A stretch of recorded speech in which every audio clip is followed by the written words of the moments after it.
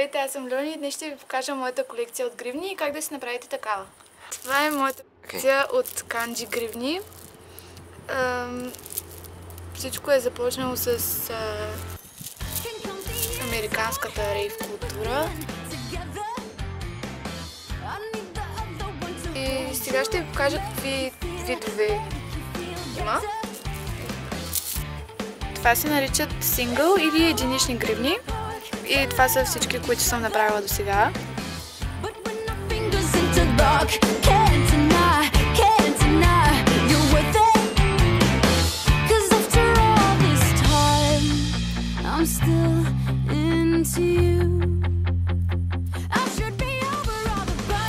И общо взето могат да се направят с всякакви маниста, топчета, буквички, звездички.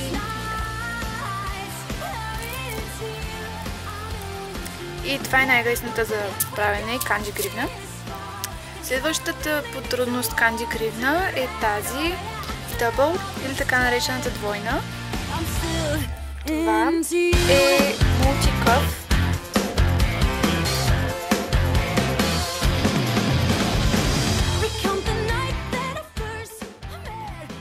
Е направена по диагонал с цветовете на дъгата и също се прави доста лесно.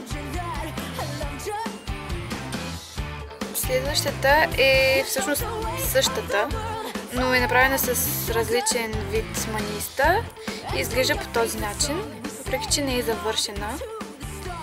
Но ще ви я покажа, когато я направя.